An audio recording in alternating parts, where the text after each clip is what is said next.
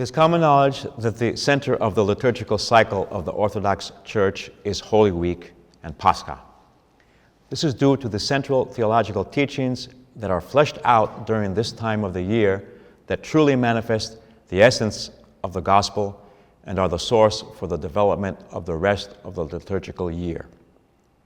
Holy Week, therefore, is not mere liturgical ritual and rubrics, and also is not merely a reenactment of the events leading to the passion, death, and resurrection of Christ. Rather, the liturgical ordo of Holy Week is to be understood as applied theology, a living out of what we believe, as any liturgical practice worth its salt should be.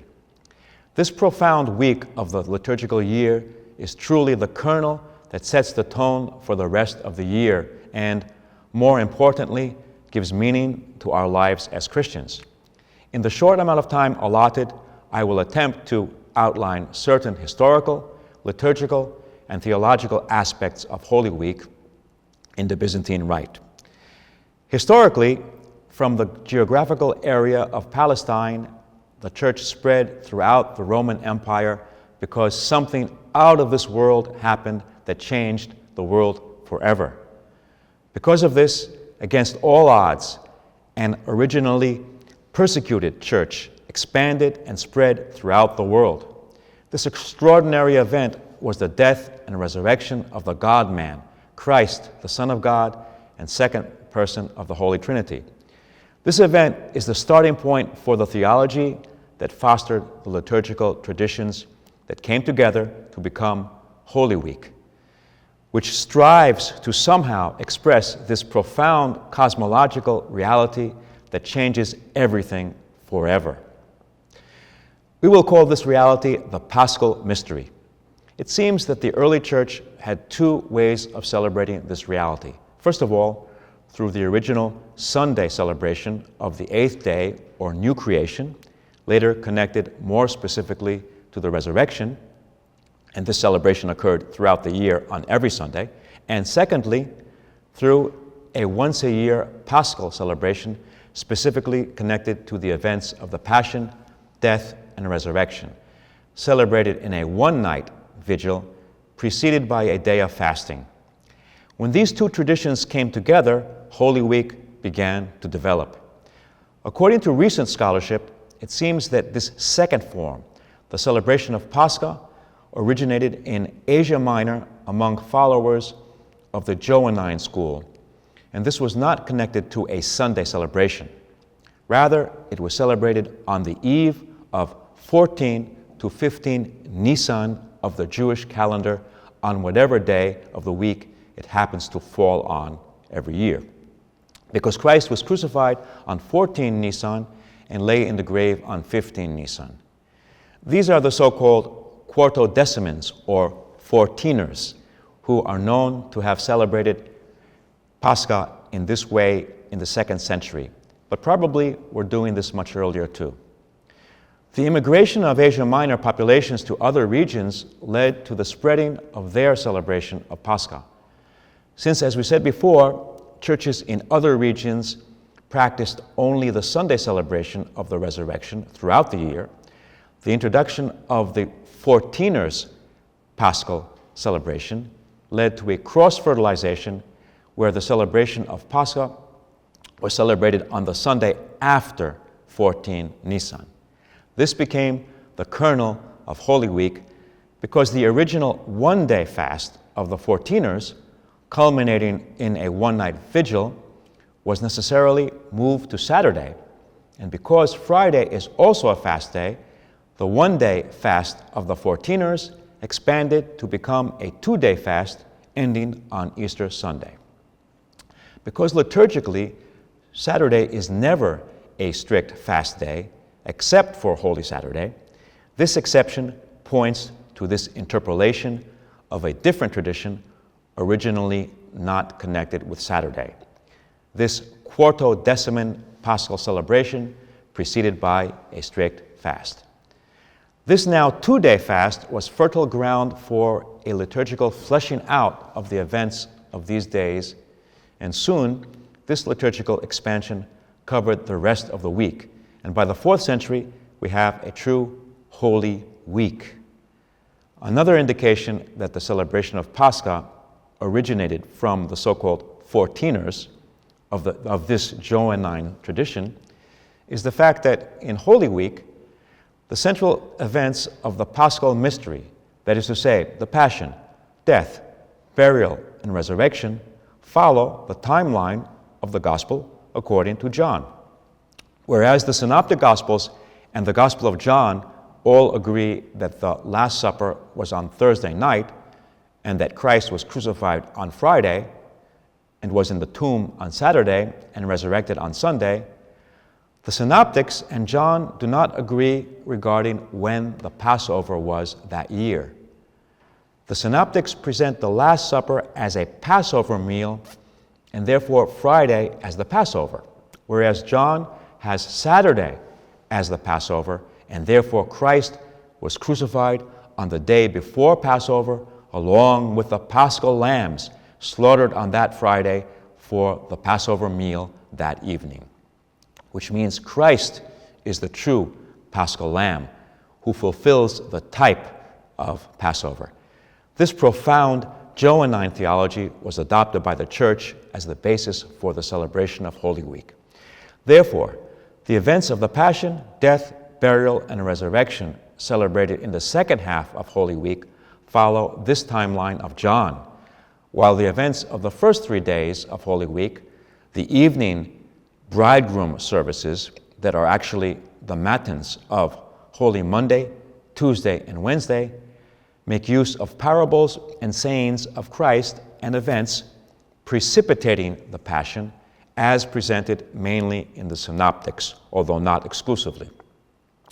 The lections used in the morning pre-sanctified liturgies of those first 3 days are also primarily, but not exclusively, taken from the Synoptics and have an intense eschatological ethos. Because of time limitation and the fact that others in this series of lectures have commented on the main themes of each day, I will not go over this in detail. I will only say that the general theme of the first 3 days in this eschatological sense of vigilance is this eschatological sense of vigilance because the bridegroom, Christ, is coming at a time we do not know, as emphasized so beautifully by the Troparion, or main hymn dedicated to the bridegroom services. Behold, the bridegroom is coming in the middle of the night. Continuing to look at Holy Thursday, the following can be said.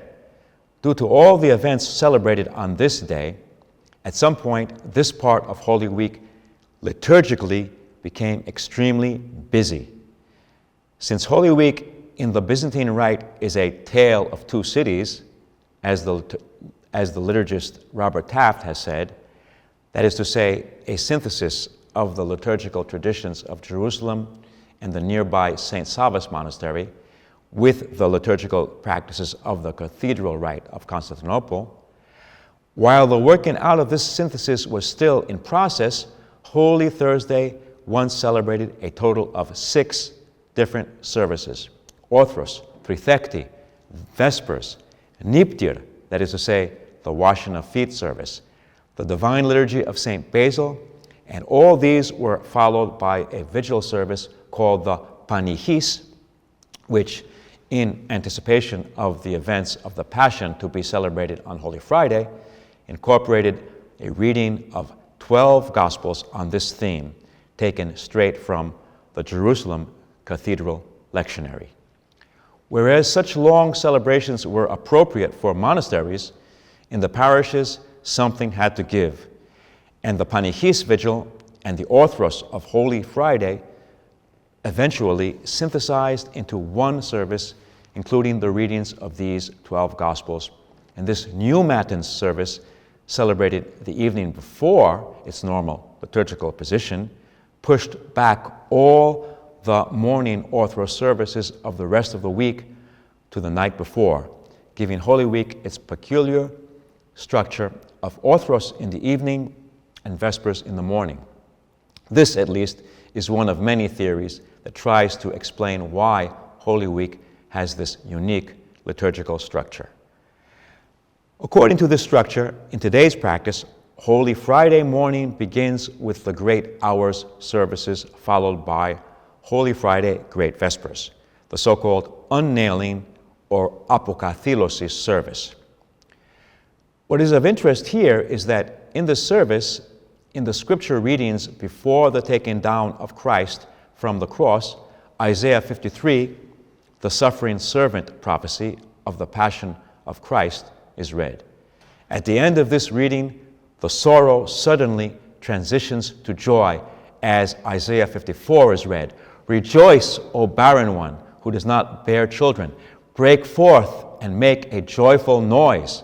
The church, barren up to this point, through the Passion of Christ, can now finally give birth to living children who follow this path of martyrdom, which is revealed as the only path of life in abundance. This points to the transition from death to life made when we sacramentally anticipate a life of taking up our personal cross through baptism. The baptismal font, therefore, is a tomb after the model of Christ's tomb. And this baptismal tomb becomes the womb of our true birth as living children of our true mother, the Church. Holy Friday thus emphasizes the connection of baptism with the paschal mystery.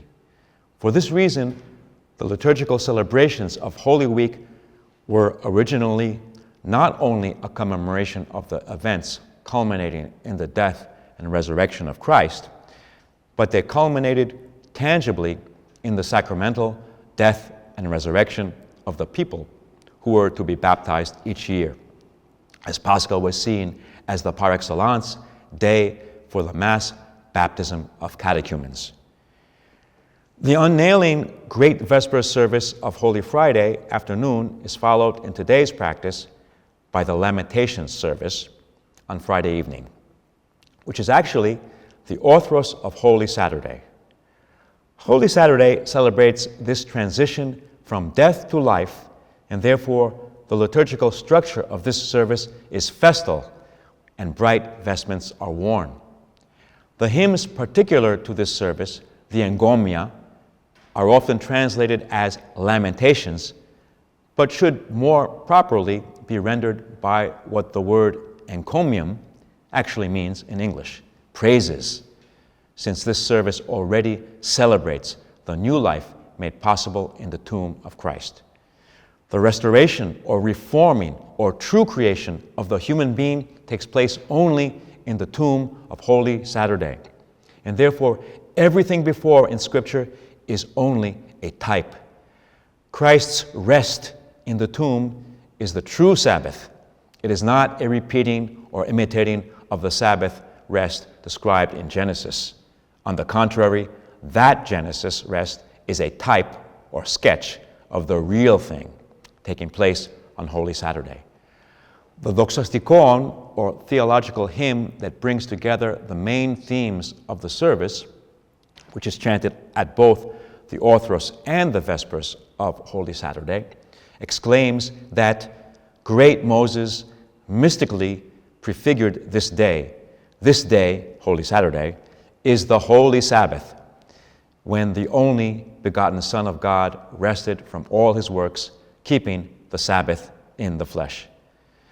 Similarly, when we are finally in our tombs, if we have lived a life of taking up our cross and laying our life for others as Christ did, then this becomes our personal Holy Saturday, when we will finally allow God to act and truly create us, so we can be born as true human beings in the resurrection. Real creation is at the end. As Isaiah 46:10 says, God is declaring beforehand the latter events before they come to pass.